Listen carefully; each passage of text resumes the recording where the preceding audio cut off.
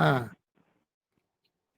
ওম পার্থায় প্রতিবোধিতাম ভগবতাম নারায়ণেন স্বয়ং व्यासेन ग्रथितां पुराणमुनिना मध्ये महाभारतम् अद्वैतामृतवर्षिणीं भगवतीं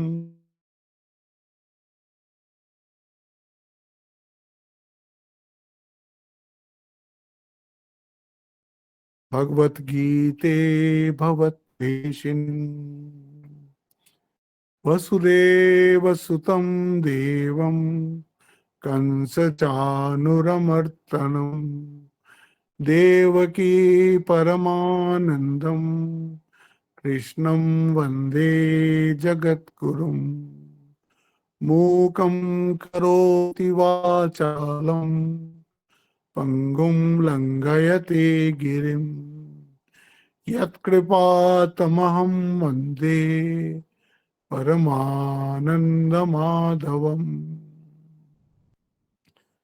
কালকে আমরা খুব ইম্পর্টেন্ট দুটো শ্লোক পড়েছি। সেটাকে ওরা বলছে যে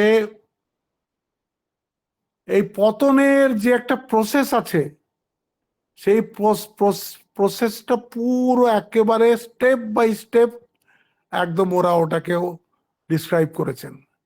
দেখো, এইভাবেই মানুষ পড়ে।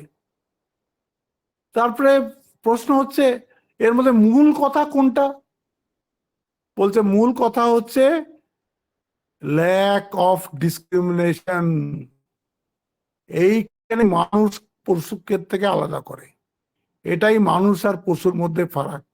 একটা শ্লোক আছে না, আর নিদ্রা ভয় मैथुनञ्च সামান্যমেতৎ পশুভি নরানাম। আহার আমরাও খাই, পশুও খায়। নিদ্রা আমরাও ঘুমাই, পশুও ঘুমায়। ভয় আমরাও সিকিউরিটি খুঁজি, পশুও সিকিউরিটি খোঁজে। মৈথুন আমরাও বংশ বৃদ্ধি করি, পশুও বংশ বৃদ্ধি করে। চারটেই একেবারে কমন। আহার নিদ্রা ভয় মৈথুন, এটাই যদি জীবন মনে করে তাহলে পশু ছাড়া তুমি আর কিচ্ছু নও। বলছে ধর্ম হিতেশাম অধিকো বিশেষাম তে বেন হেনা পশুবৎ সমানা। দুটোর মধ্যে ফারাকটা কি? বলছে ধর্ম। এখানে ধর্ম মনেটা কি? বলছে এই যে বিবেক, মানুষের একটা বিবেক আছে।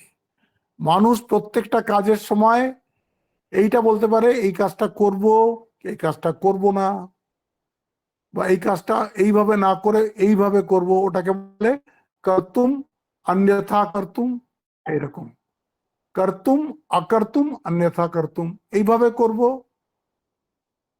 না করব না, বা অন্যভাবে করব। এই বিচারটা মানুষ করতে পারে। সে আহারের ব্যাপারেই হোক, যেরকম আমাদের এখানে দেখুন, মানুষ যখন ডায়াবেটিস হয়ে যায় তখন বলে না আমি আর মিষ্টি খাবো না। সে বলে আমার ডায়াবেটিস হয়ে গেছে, ডাক্তার আমাকে মিষ্টি খেতে বারণ করেছে। হ্যাঁ, আহার বলুন, ভয় বলুন, মৈথুন বলুন, নিদ্রা বলুন, সব ব্যাপারে আমরা ডিসক্রিমিনেশন করতে পারি।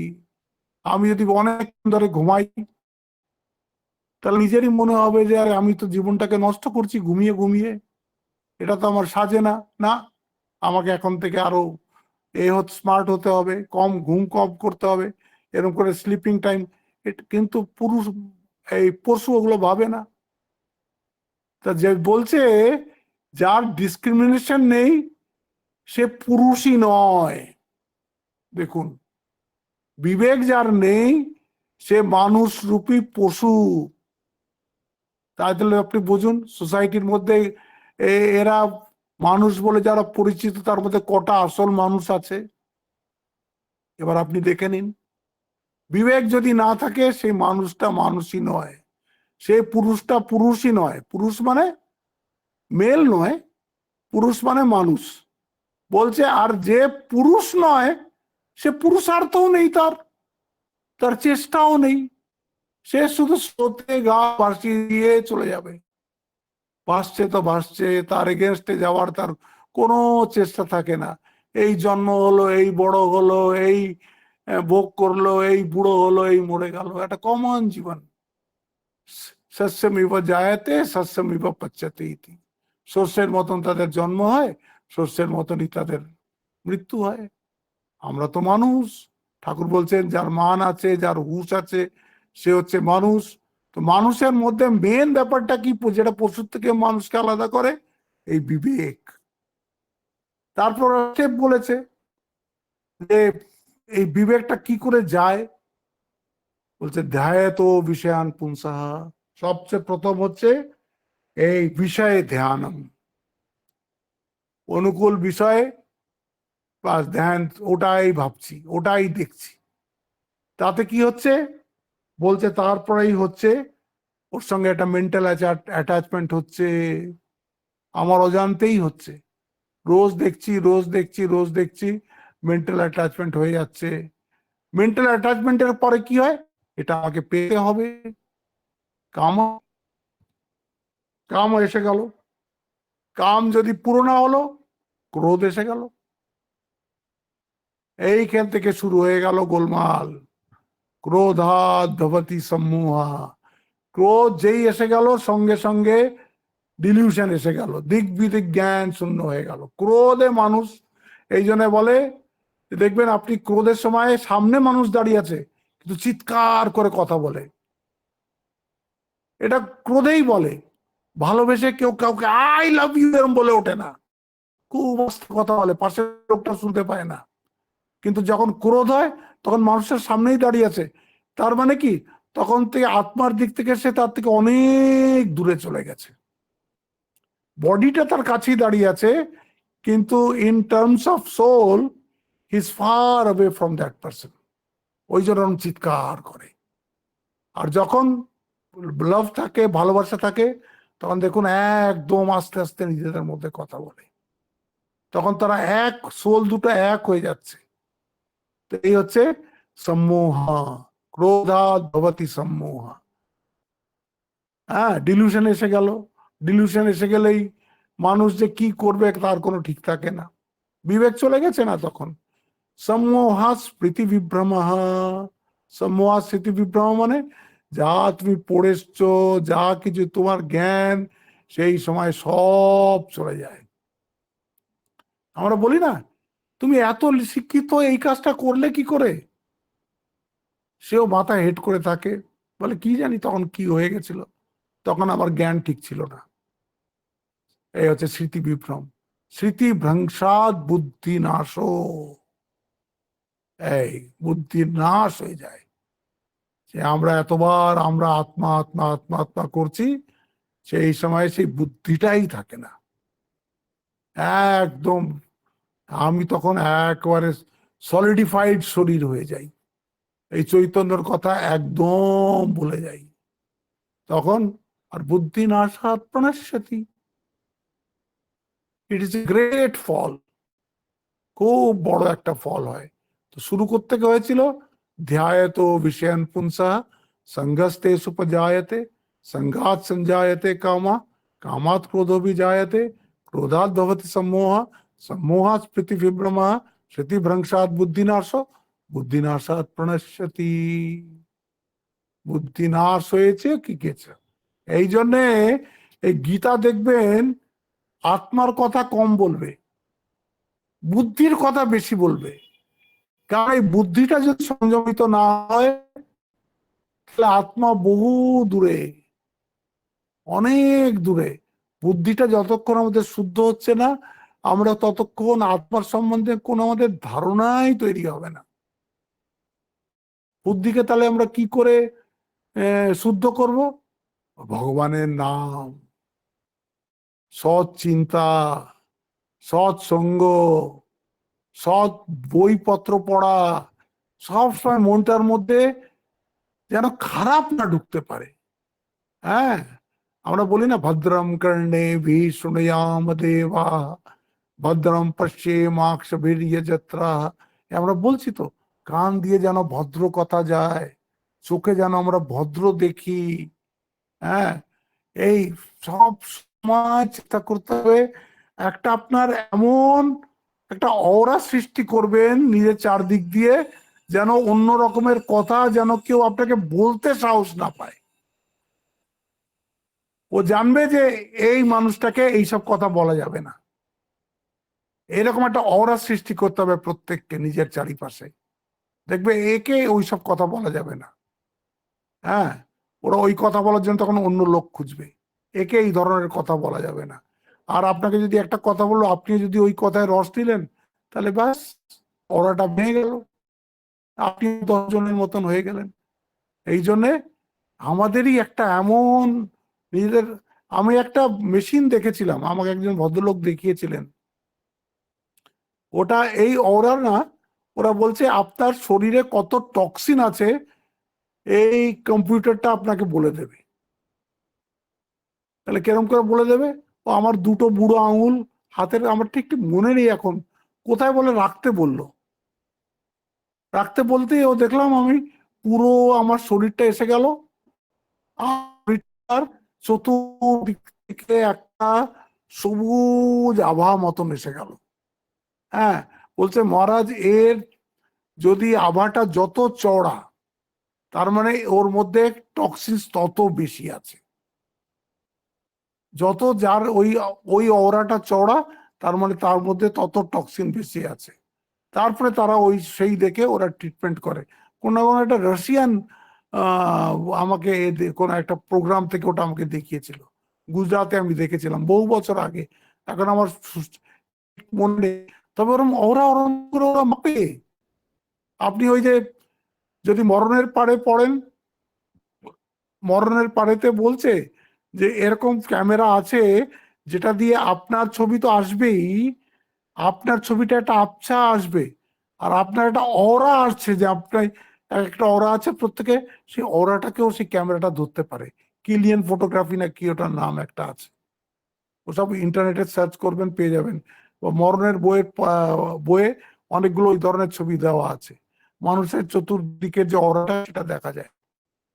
তো আমাদের একটা শুভ অরা একটা নিজেদের চতুর্দিকে হতে পারে যদি আমরা এইরকম করে একটা ভালো চিন্তার মধ্যে থাকি, ভালো জীবন যাপন করি, আমাদের উদ্দেশ্য যদি মহৎ হয়, তাহলে একটা ব্লেসেড লাইফ হবে। এখানে তাই বলছে যে এই দেখো এইটা হচ্ছে 7 স্টেপস টু হেল, এইখানে বলে দিলেন। এরপরে আসছে, তাই বলছেন যে দেখো তোমাকে তাই জন্য বলছি যে ডোন্ট বি ইম্পালসিভ। ফটাক করে আমরা রিয়াকশন দিই, বলো ওটা দেবে না। যদি এরকম কোনো কন্ডিশন আসে, আপনি একটু নিজের ইম্পালসটাকে থামিয়ে দিন, বলে দেখবেন আস্তে আস্তে আস্তে আস্তে আস্তে ওই ওয়েভটা বেরিয়ে গেছে। ওই যেটা আপনি বলতে যাচ্ছিলেন সেটা সেই সময় যদি আটকে নেন, দেখবেন আস্তে আস্তে আস্তে আস্তে ঢেউটা চলে গেছে। তখন ওই কথাটাই আপনি খুব আরামসে ভালোভাবে বলতে পারবেন। হ্যাঁ, বলছে আরেকটা বলছে যে সমস্ত কাজ, কাজ মানে সেটা চাই শারীরিক কাজ হোক, চাই মুখ দিয়ে বাচিক কাজ হোক, কি মানসিক কাজ হোক, এই 3 ভাবেই তো কর্ম হয়। আর action should be very very deliberate. প্রত্যেকটা কর্মের পেছনে আমাদের চিন্তা থাকা দরকার। প্রত্যেকটা কর্ম, প্রত্যেকটা কর্মের পেছনে। আমি সেদিন আমাদের এখানেই উদাহরণ দিয়ে বললাম, আমাদের পাঠ হচ্ছিল একটা, তো পাঠে আমি বললাম মেয়ে ছেলেদেরকেই বললাম, কারণ ওখানে আমরা 3 রো চেয়ার লাগাই। 3 রো চেয়ার এই জন্য লাগাই যে মহিলারা আজকাল মাটিতে বেশি বসতে দেখলাম, ওরা অভ্যস্ত হয়, সব চেয়ার খোঁজে প্রথমেই, অল্প অল্প বয়সী মেয়েরাও সব দেখি চেয়ার খুঁজছে। তারপরে এমন জায়গায় বসবে যাতে সামনে লোকটা আর যেতে পারবে না। আপনি তো প্রথম এসছেন, আপনি গিয়ে তো একদম কোনায় বসতে পারেন, তাহলে যে পরপর যারা আসবে তারা পরপর বসবে, তা হবে না। একজন তো দরজার কাছেই চেয়ার লাগিয়ে বসে গেলেন, আর আমার পরে যে লোকটা আসবে সে কি করে ঢুকবে ঘরটার মধ্যে? এগুলো কেন হচ্ছে? আমাদের অ্যাকশন ডেলিব্রেট নয়, আমরা শুধু আমাদেরটাই চিন্তা করি।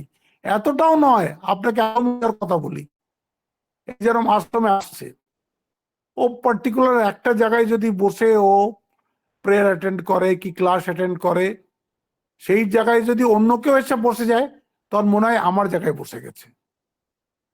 খুব কমন এটা। ওটাও নিজে নিজে আমার জায়গা করে নিয়েছে, তুমি আরেকটা জায়গায় বসো, তা হবে না। এইরকম ভাবে এই জন্যে বলছে তোমার সব অ্যাকশন গুলো খুব ডেলিবারেট হওয়া উচিত, সমস্ত কর্মের পেছনে চিন্তা থাকা দরকার। এই ট্রেনে আমরা যাচ্ছি, ট্রেনের কম্পার্টমেন্ট আমরা অবলীলাক্রমে নোংরা করি, অবলীলাক্রমে নোংরা করি, একটু ভাবি না। আর ভাবি কি, আরে ঝাড়ু দেওয়ার লোক তো আছে, সে তো আসবে একটু পরে, ফেলে রাখি এখানটায় কি আছে। দেখছেন, তুমি তোমার মনটাকে নোংরা করছো সাথে সাথে, সেটা তুমি বুঝতে পারছো না। ওটার সঙ্গে যে মনের কর্মটা তো করছো মন দিয়ে হচ্ছে, তো মনটাকে তো তুমি আগেই অশুদ্ধ করে নিলে, তাই তো এই জায়গাটা বাইরেটাকে অশুদ্ধ করছো। সব অ্যাকশনস ডেলিব্রেট হবে, ভেবে চিনতে হবে, আর ইম্পালসিভ অ্যাকশন একদম হবে না। এই দুটো কথা বললেন, বলছেন এইটা তুমি যদি আগে তুমি করতে পারো, তোমার আস্তে আস্তে আস্তে আস্তে মন শান্ত হতে থাকবে। হ্যাঁ, আজকে একটা খুব ইম্পর্টেন্ট শ্লোক, এই যে বলছে রাগ দ্বেষ বিयुक्तैस्तु विषयानिन्द्रियैश्चरन् আত্মবশ্যে বিদে আত্মা প্রসাদম অধিগচ্ছতি।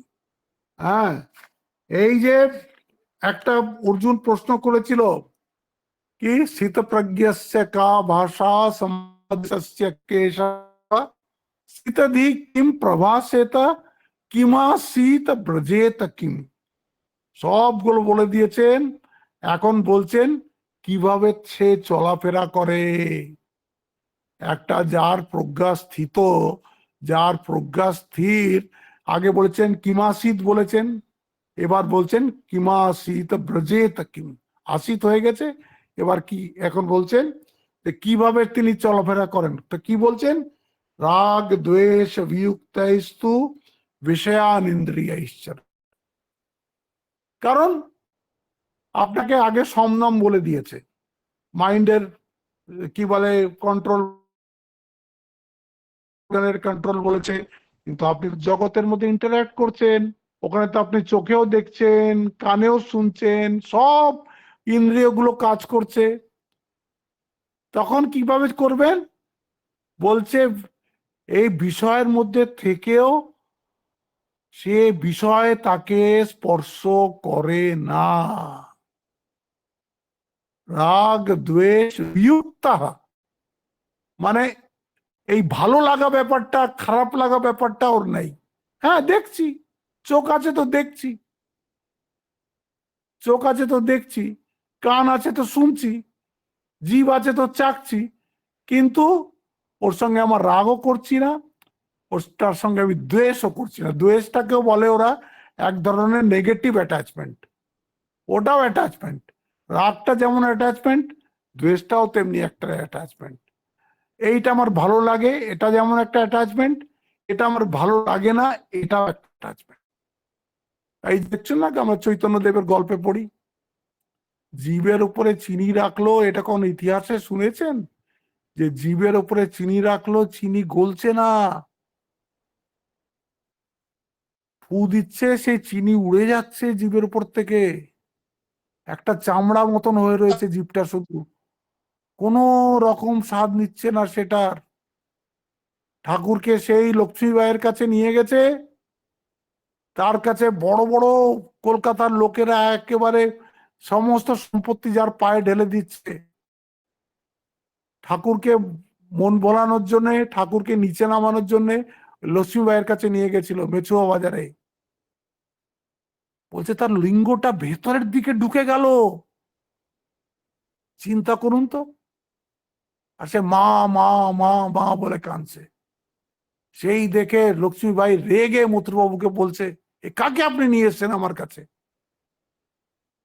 তারপরে ক্ষমা চাইছে ঠাকুরের কাছে সেই ভদ্র মহিলা।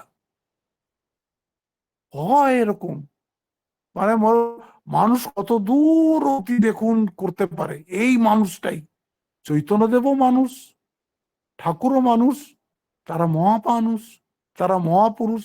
এই যে গীতায় যেসব কথা লেখা আছে না, এ একটা কথাও আজগুবি নয়, একটা কথাও ইমপ্র্যাকটিক্যাল নয়। এইটা দেখানোর জন্যই অবতারদের আশা।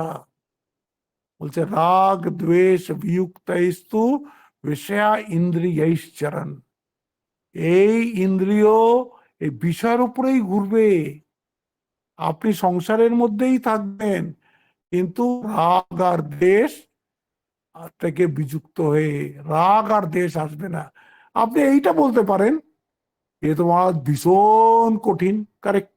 তাই জন্য নেক্সট লাইন, আত্মবশ্যেই বিধে আত্মা। আত্মা বশ্যেই মানে হচ্ছে, আত্মা এখানে মাইন্ডকে বলছে, যার মন নিজের বশে আছে, যার সেন্স অর্গানস তার কন্ট্রোলে আছে, সেই একমাত্র পারবে। কি করে পারবে? কি করে তার এরকম মন কন্ট্রোল হয়, তার সেন্স অর্গানস কন্ট্রোল হয়? বলছে প্রসাদম অভিগচ্ছতি। প্রসাদম মানে হচ্ছে সে আত্মাতে রমণ করে, সে এমন আনন্দের মধ্যে সে আছে, সে এই জাগতিক আনন্দ তার কাছে একেবারে তুচ্ছ। এইটাকে বলছে প্রসাদ। আমরা প্রসাদ খাই না আশ্রমে, তখন আমরা মনে করি কি, আহ তৃপ্তি হয়ে গেল। আরে এটা তো মেটেরিয়াল প্রসাদ। ভগবানের আসল প্রসাদ হচ্ছে ভগবানের স্বরূপ। সেটা কিরকম? সে চৈতন্য, absolute, absolute existence, absolute knowledge, absolute bliss. এইটা হচ্ছে ভগবান। এটাকেই বলা হয় পরমাত্মা। এইটা হচ্ছে আমাদের নিজস্ব স্বরূপ। কোন রকমে আমরা ভুলে আছি, ভুলে আমি করছি, কারণ আমাদের মাঝে শরীরটা এসে গেছে। এই নিয়ে ব্রহ্মসূত্রে অনেক বিচার আছে। কারণ আপনাকে, যেন আমাকে আমাকে যদি লোক রোজ 10 বার মহারাজ মহারাজ মহারাজ মহারাজ বলে, তা আমি মনে করি তো মহারাজ। ওটা ওটা ওটা অভ্যাস হচ্ছে। আমাকে ওই বারবার বলে বলে বলে বলে আমার নিজের স্বরূপ থেকে আমাকে সরিয়ে দিচ্ছে। তো ওই জানে সব সময় ওই যতই বাইরের থেকে আমাকে মহারাজ মহারাজ বলুক, আমাকে কিন্তু ভেতরে ভেতরে মনে রাখতে হবে যে আমি আত্মা, আমি নিঃসঙ্গ আত্মা, আমি সচ্চিদানন্দ স্বরূপ আত্মা। সেটা একদিনে হবে না, কিন্তু এই ভাবটা রাখতে হবে। তাই বলছেন রাগ দ্বেষ বিযুক্তস্তু বিষয়ান ইন্দ্রিয়ৈশ্চরণ। সে ইন্দ্রিয়ের মধ্যেই চড়ছে, ইন্দ্রিয়ের মধ্যেই আছে। সে চোখ টোক বন্ধ করে একেবারে কোনো গুহার মধ্যে লুকিয়ে ধ্যান করছে না। এইটাই হচ্ছে গীতার বিউটি। গীতা আপনার থেকে জগৎ থেকে পালিয়ে যেতে বলছে না, বলছে এই যুদ্ধ করেই তোমাকে এই জ্ঞান লাভ করতে হবে। এই যুদ্ধক্ষেত্রেই এটা পসিবল। রাগ দ্বেষ বিযুক্তস্তু বিষয়ান ইন্দ্রিয়ৈশ্চরণ আত্মবশ্যেই, মানে whose mind is under control, বিধে আত্মা whose sense organs are under control, he gets supreme bliss which is called here prasadam. এইটা বুঝতে হবে যে এই তিনটে ব্যাপার উনি বললেন এখানে। দেখুন, তিনটে ইনস্ট্রাকশন উনি দিলেন। একটা হচ্ছে সাম, কন্ট্রোল অফ মাইন্ড। দুই বললেন কন্ট্রোল অফ সেন্সেস। আর থার্ড বললেন এই চৈতন্যর দিকে তোমার বেশিরভাগ অ্যাটেনশনটা থাকা উচিত। চৈতন্যর দিকে আমরা করতে পারছি না, ভীষণ কঠিন। ঠাকুর, সেই ঠাকুর চৈতন্যই তো ঠাকুরের রূপ ধারণ করে এসছেন। কি মাই তো সেই চৈতন্যই তো, চৈতন্য রূপিণী মাই তো এখন রূপটা নিয়ে এসছেন। কারণ আমরা ওই চৈতন্য ধারণা করতে পারছি না, কারণ আমরা ফাইনাইটের মধ্যে ভাবতেই আমরা অভ্যস্ত। আমরা ইনফাইনাইটকে কি করে ভাববো? তো এই তিনটে উনি এইখানে বলে দিলেন। প্রসাদ, এই যে শান্তি, পরম শান্তি পাওয়ার জন্যে একটা হচ্ছে মনোনিগ্রহ, একটা হচ্ছে ইন্দ্রিয় নিগ্রহ, আর আত্মবশ্যেই বিধে আত্মা। এরা হচ্ছে প্রসাদম অধিগচ্ছতি। এরকম মানুষ এই পরম শান্তি লাভ করে। তার আগে পরম শান্তির কোনো চান্স নাই। সংসারে যতই আপনি খুঁজবেন, পাবেন না, পাবেন না। এই জন্যে আর এইগুলো কিরকম জানেন তো, এগুলো শুনলেন একরকম, হ্যাঁ, অনেকেই শোনে। আজকাল তো আমি শুনেছি ফিলোসফি টিলোসফিতে তো এগুলো তো সাবজেক্টেই আছে, ওরা তো সাবজেক্টেই পড়ে এইসব কথা, টিচারও পড়ায়। কিন্তু আমরা তো সাধক, আমরা তো ঠাকুরের কাছে এসেছি একটা উচ্চ জীবনের জন্য। আমাদের যেন এগুলো জীবনের একটা দিশা নির্দেশের মতন।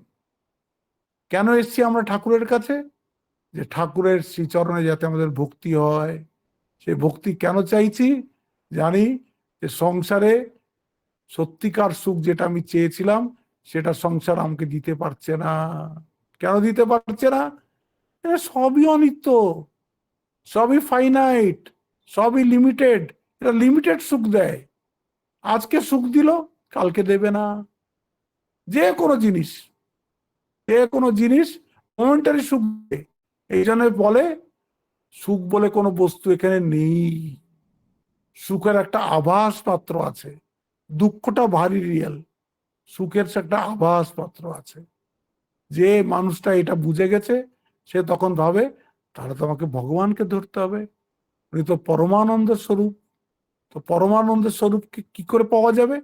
এই সব চলছে গীতাই, গীতা বলুন ভাগবত বলুন, হ্যাঁ, সব সে একই কথা বলবে। ওদের সোজা পরিষ্কার কথা হচ্ছে, একদম সিম্পল কথা হচ্ছে, রাম আর কাম একসাথে থাকবে না। রাম আর কাম একসাথে থাকবে না। তুমি জগৎকেও তোমার চাই, জগতের প্রতিও তোমার মন রয়েছে, আবার তুমি ঈশ্বরকেও চাও, ও হবে না। জগতে তুমি যখন আছো, হ্যাঁ, জগৎটা তোমার ব্যবহারের জন্যই, জগৎ তুমি নাও কিন্তু অ্যাটাচ হয়েও না, কর্তব্য করো, যা তোমার ভোগ টোগ করা সব করো, তাও অ্যাটাচ হবে না। অ্যাটাচ হয়েছো কি তুমি মরেছো, তাহলেই বাস ওই প্রসেস শুরু হয়ে যাবে। হ্যাঁ, ওই যে সাত সাত সিঁড়ির মধ্যে তুমি পড়ে গেলে, সাপ সিঁড়িতে পড়ে গেলে, এই উঠছো এই নামছো, এই উঠছো এই নামছো। এই জন্যে জীবন এমন হবে যে একদম একটা সুন্দর জীবন। আর সুন্দর জীবন কি করে হয়? যে জীবনটা ঈশ্বর কেন্দ্রিক, যে জীবনটা ভগবত কেন্দ্রিক। আর ভগবান মানে কি? বলছে ইনফাইনাইট আনন্দ, ইনফাইনাইট নলেজ, ইনফাইনাইট এক্সিস্টেন্স, সেটাকে বলা হয় ভগবান। সেখানে ফাইনাইট কিছুই নাই। হ্যাঁ, ভগবানকে যেই লিমিটেড করতে গেছে তার বলতে হবে সে কিছুই বুঝেনি ভগবান সম্বন্ধে। ঠাকুর বলছেন তার ইতি করা যায় না, তিনি সগুণও বটে, তিনি নির্গুণও বটে, আবার সগুণ নির্গুণের পার। কি করে বুঝবেন যে জিনিসটা নির্গুণ হয়ে গেল?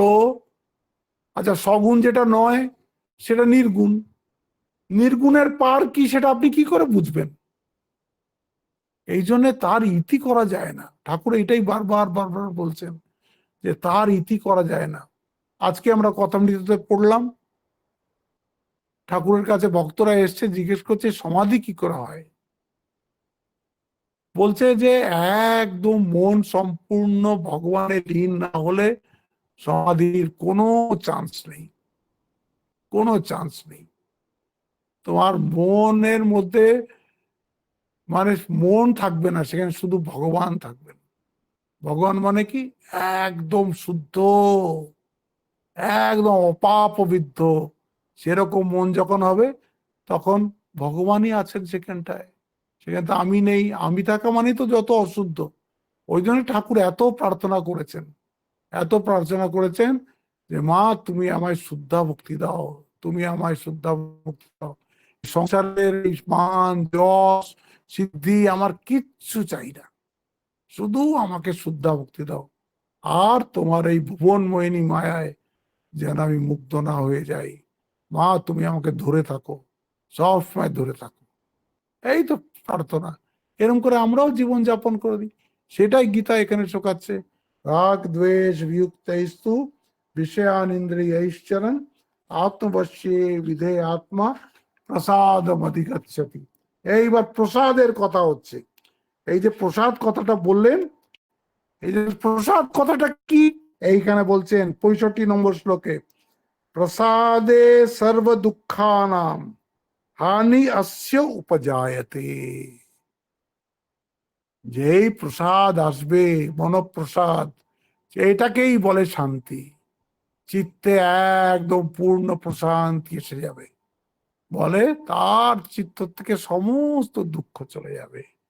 প্রসাদে সর্ব দুঃখানাম হানি অস্য উপজায়তে প্রসন্ন চেতসো হ্যাসু বুদ্ধি পর্যবতিষ্ঠতে। চিত্ত প্রসাদ জন্মিলে এই পুরুষের সর্ব দুঃখের নাশ হয়। এই দেখুন, আমাদের তো বেদান্ত আমরা কি জন্য পড়ছিলাম? আত্যন্তিক দুঃখের নিবৃত্তি এবং পরমানন্দ প্রাপ্তি, এটাই তো আমাদের উদ্দেশ্য ছিল। বেদান্তের এইটাই উদ্দেশ্য, যে আমাদের যে রোজ রোজ আমরা দুঃখ পাচ্ছি, এই দুঃখটা যেন আমরা না পাই, 1 নম্বর। আর সবসময় যেন পরমানন্দের মধ্যে আমরা থাকি। এই পরমানন্দ মানে এত আনন্দ যেটাকে পরিমাপ করা যাবে না। এইটাই তো আমাদের সবার জীবনের উদ্দেশ্য। হ্যাঁ, আত্যন্তিক দুঃখের নিবৃত্তি, পরমানন্দ প্রাপ্তি। গীতার ধ্যান শ্লোকে আমরা কি পড়লাম? অদ্বৈতামৃত বর্ষিনী। এই গীতা মানে হচ্ছে অদ্বৈতের অমৃত বর্ষণ হচ্ছে এখানে। এখানে সমস্ত কথা সেই এক সম্বন্ধে হচ্ছে, যার দুই নেই।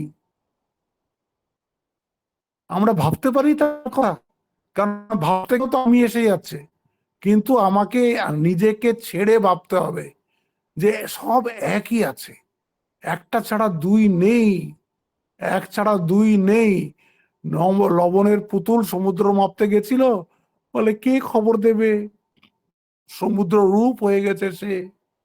ঠাকুর বলছেন তাহলে কি করে আমরা এই এরকম চিন্তা করব যে আমরা পরমানন্দের সাগরের মধ্যে আছি? বলছে মনে করো যে একেবারে চতুর্দিকে জলে জল, জল ছাড়া আর কিছু নেই, জলের মধ্যে তুমি মীন রূপে ভাসছো। এই আনন্দের সমুদ্রের মধ্যে তুমি একটা জীব ভাসছো, আস্তে আস্তে ওই জীবত্ব চলে যাবে। এইটা হবে আমাদের জীবনের উদ্দেশ্য। কি করে আমরা ওই অবস্থা লাভ করতে পারবো? তাই এখানে বলে দিলেন, প্রসাদে সর্ব দুঃখানাম হানি অস্য উপজায়তে প্রসন্ন চেতসো হি আশু বুদ্ধি পর্যবতিষ্ঠতে। যেহেতু প্রসন্ন চেতার বুদ্ধি শীঘ্র উপাস্যে সর্বভাবে স্থিতি লাভ করে। এই দেখুন আবার সেই বুদ্ধির কথা, সেখানে আর মনের কথা হচ্ছে না। মন তখন শুদ্ধ বুদ্ধিতে পর্যবসিত হয়েছে, আর শুদ্ধ বুদ্ধি তখন গিয়ে শুদ্ধ আত্মার সঙ্গে এক হয়ে গেছে। তার আলাদা কোনো আইডেন্টিটি নেই। বলতে পারেন আপনি যে এইটা তো ভীষণ কঠিন। তো কঠিন বলেই তো আপনারা কজন গীতার ক্লাস করছেন, তো সমস্ত বহরমপুর তো করতেন না। আর আমরা একটা একটা কঠিন কাজের জীবনকে উদ্দেশ্য বানিয়েছি। আমাদেরও তো এটা জীবনের গ্লোরি, আমাদের ওটা মহত্ব তো, যে আমরা চাই তো ভগবানকেই চাই।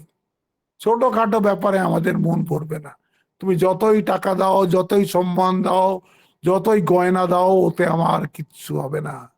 আমার তো ভগবানকে চাই। হ্যাঁ, ঠাকুর বলছেন না যে, বলে ও চালকলা বিদ্যা আমার চাই না, আমার তো সেই বিদ্যা চাই যাতে সর্ব দুঃখের অতীতে পরমানন্দের মধ্যে আমি থাকতে পারি। এইটা তো আমাদের উদ্দেশ্য। তাই এখানে বলে দিলেন, প্রসাদে সর্ব দুঃখানাম হানি অস্য উপজায়তে প্রসন্ন চেতসা ইয়াসু বুদ্ধি পর্যবতিষ্ঠতে। চিত্ত প্রসাদ জন্মিলে এই পুরুষের সর্ব দুঃখের নাশ হয়। এখন থেকে যখন দুঃখ আসবে তখন কি মনে করতে হবে? আমার চিত্তে এখনো চিত্ত প্রসাদ জন্মেনি, এইটুকুই তো কথা। আমি এখনো ইমপারফেক্ট আছি, গীতার ভাষায় এখনো আমি স্থিতপ্রজ্ঞ হয়নি বলে আমি এখনো দুঃখ পাচ্ছি, কিন্তু তা আমি স্ট্রাগল থেকে বিরত হব না, স্ট্রাগল থেকে বিরত হব না। স্বামীজি বলছেন না, arise awake stop not till the goal is reached. আমরা সেই গোলের দিকেই যাচ্ছি, আমরা এই সংঘর্ষের থেকে সরে যাব না, যতই কঠিন পথ হোক না কেন আমরা এই পথেই যাব। কারণ এইটাই হচ্ছে ঋষিদের দেখানো পথ, এটাই হচ্ছে শান্তির পথ, এটাই হচ্ছে মানব জীবনের সাফল্যের একমাত্র পথ। ভগবান লাভ হচ্ছে মনুষ্য জীবনের উদ্দেশ্য, এইটাই হচ্ছে ভগবান। প্রসাদে সর্ব দুঃখানাম হানিয়স্যোপজায়তে প্রসন্ন চেতসো ইয়াসু বুদ্ধি পর্যবতিষ্ঠতে। আর একটা শ্লোক করবো নাকি শম্পা? হ্যাঁ, একটা করে দিই, তাহলে এটা কমপ্লিট হয়ে যাবে। বলছেন নাস্তি বুদ্ধি আয়ুক্তস্য না আয়ুক্ত ভাবনা। বলছে যার বুদ্ধি যুক্ত নয়, মানে যার বুদ্ধিতে এখনো ইন্ডিভিজুয়ালিটি আছে, সেটা এখনো মানে সেই ইনফাইনাইটকে টাচ করতে পারেনি, হ্যাঁ, সেই বুদ্ধিটাকে অযুক্ত বুদ্ধি বলছে। না বুদ্ধির আয়ুক্তস্য न चायुक्तस्य भावना न चाभावयत শান্তি অশান্তস্য কুতঃ সুখম। যে মনটা অশান্ত সেখানে সুখ কোথায়? অযুক্তের বুদ্ধি নাই, যে যুক্ত হয়নি তার বুদ্ধি কি করে স্থির হবে? অযুক্তের ভাবনাও নাই, সে আত্মা সম্বন্ধে ভাবতেও পারবে না। দেখছেন, বুদ্ধি যদি পরিষ্কার না হয় তাহলে আত্মার সম্বন্ধে আমরা ভাবতেও পারবো না। ভাবনাহীনের শান্তি নাই, অশান্তের আবার সুখ কোথায়? এই জন্য সবসময় মনে রাখবেন যে মনের লেভেলে কিন্তু সুখ দুঃখ আছেই। মনটাকে যত শান্ত করবেন, যত এর ওয়েভস এর ফ্রিকোয়েন্সি আপনি কমিয়ে আনবেন, তত মনটা আস্তে আস্তে শান্তি লাভ করবে। তখন দেখবেন আপনি ফটাক করে একটা রিয়াক্ট করছেন না, আপনার সহ্য ক্ষমতা এই সহ্য ক্ষমতা বেড়ে গেছে। হ্যাঁ, এই নিয়ে অনেক আরো কথা আসবে। হ্যাঁ, হ্যাঁ, তো সেটা আমি পরে বলবো। আজকে এইটা জেনে নিন যে মনটাকে, মন লেভেলে যতক্ষণ আমরা শান্তি খুঁজছি, সুখ খুঁজছি, দুঃখকে এড়ানোর চেষ্টা করছি, হবে না। কেন? মনের পেছনে বুদ্ধি আছেন, বুদ্ধির পিছনে আমার অহং আছে। অহংটা কি? ওটা মূল অজ্ঞান, ওটা আছেই আছে। আর অজ্ঞানটার পেছনে জ্ঞান রূপী আত্মা আছেন। আমাকে তো আত্মা অব্দি যেতে হবে, আত্মা অব্দি যেতে হলে এই অজ্ঞানটাকে যেতে হবে। আর অজ্ঞানটা যাবে জ্ঞানে, আর সেই জ্ঞানটা কি করে আসবে? যখন এই বুদ্ধিটা যুক্ত হবে ওই জ্ঞান রূপ আত্মার সাথে। সেটা কখন যুক্ত হবে? যখন বুদ্ধিটা শুদ্ধ হবে। বুদ্ধিটা কখন শুদ্ধ হবে? যখন মনটা শুদ্ধ হবে। মনটা কখন শুদ্ধ হবে? যখন এর মধ্যে থেকে বিষয় বাসনা কমবে। ব্যাস, সিম্পল, একদম সিম্পল। এই আমাদের শুধু চেষ্টা চালিয়ে যেতে হবে, আমাদের চেষ্টার থেকে এক বিন্দুও নড়লে চলবে না, তাহলে সেটা ঠাকুরের পথ হলো না। আমাদেরকে এই পথে থাকতে হবে, তাতে আমরা ভগবানের কৃপা পাই না পাই আমরা মৃত্যুর সময় জানবো। আমরা চেষ্টা তো করেছি, আমরা চেষ্টা তো করেছি। আর আমার চেষ্টা থেকে ভগবান হয়তো শেষ সময় দর্শন দিয়ে দিলেন, কে জানে, তাই নাকি? আজকে এই অবধি থাকলো। আমরা এর পরের শ্লোক থেকে একদম 67 নম্বর শ্লোক থেকে আমরা পরের সোমবার করব। আজ এখানেই শেষ করছি। ওম শান্তি শান্তি শান্তি। হরি ওম তৎসৎ। শ্রীরাম কৃষ্ণার্পণমস্তু। नमस्कार महाराज। প্রণাম মহারাজ।